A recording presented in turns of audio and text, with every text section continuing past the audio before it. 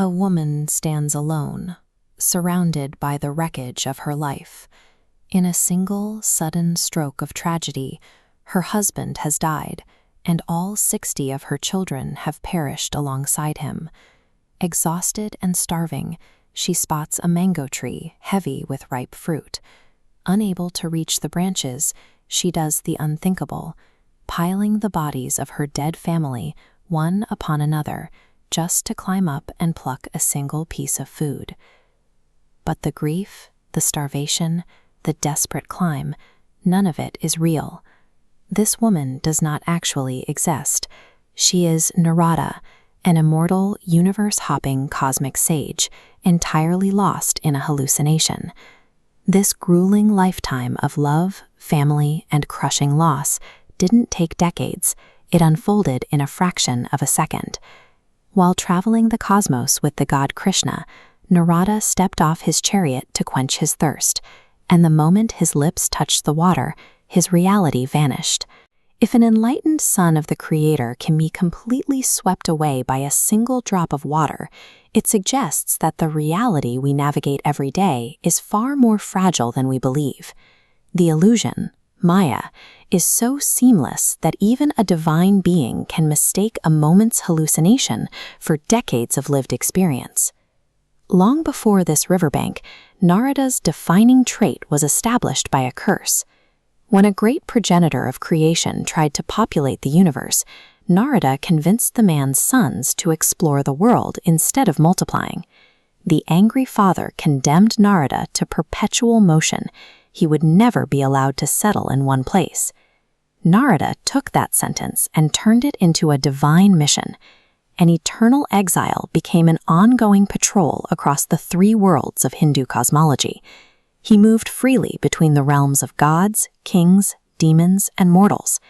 Wherever he walked, he carried a specific message. Complex rituals and vast wealth could never satisfy the soul. He taught that salvation came strictly through bhakti, pure, unrewarded devotion. Plucking a multi-stringed veena, he sang this truth across galaxies. But that level of clarity did not come standard at birth. According to the Puranas, Narada had to earn his insight by grinding through a cycle of past incarnations. Even the ultimate cosmic guide had to endure the dirt, the mistakes, and the harsh realities of physical existence before he could successfully point humanity toward a different path. The journey started at the bottom. Narada was a worm, frantically rushing to avoid a passing chariot wheel. The king laughed at the creature. The worm replied he cherished his body just as much as the king did. Both shared the same Atman, or soul. In another birth, he returned as the destitute son of a servant.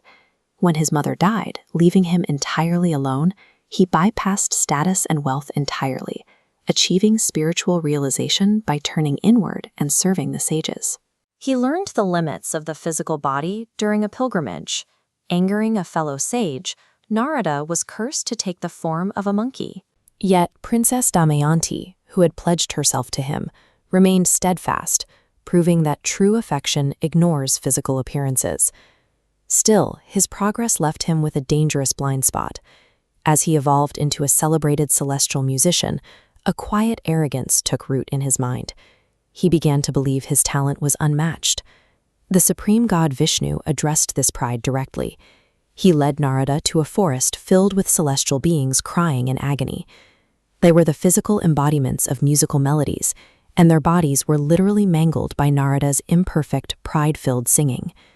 This humiliation taught Narada that his gifts were not tools for his own glory, but channels for something larger.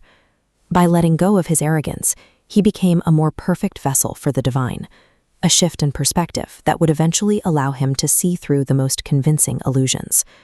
We return to the starving woman, standing on the pile of her dead family, a mango inches from her mouth. Before she can take a bite, a wandering sage appears and tells her to stop. He insists she cannot eat the fruit until she honors the dead by wading into the nearby river and submerging herself in its purifying waters. She wades in, careful to keep the hand holding the mango dry above the surface. But as she breaks the water, she physically reverts to the bearded sage Narada, except for that one raised arm still adorned with women's bangles. The wandering sage reveals his true identity. It is Krishna. With a knowing smile, he orders Narada to plunge his final female hand beneath the surface. Narada obeys. As the water washes over his wrist, the woman's arm vanishes entirely, and the mango morphs back into his legendary musical instrument. Krishna then explains the architecture of the vision. The husband Narada loved was Kala Purusha, time itself. The 60 children were the 60 years of the cosmic calendar. In this one vision, a lifetime of human struggle is revealed to be nothing more than a localized movement of the clock. As the universe grinds forward into the Kali Yuga, an era defined by spiritual decay, humanity becomes completely anchored to that illusion, mistaking physical reality for absolute truth. Wandering through this dark age, Narada finds a young woman weeping beside 2 dying old men. The woman is the personification of devotion. The decaying men are her sons, knowledge and detachment. He doesn't attempt to revive them with complex intellect or magical rituals. He simply sits down and begins singing the sacred stories of the divine. As the sacred narrative flows, the dying concepts breathe again, and knowledge and detachment miraculously regain their lost youth. If reality is a trap and time is an impermanent dream, intellectual complexity offers no way out. Narada's journey suggests that the most direct path through the illusion is Bhakti, a heart completely anchored by pure, unwavering devotion.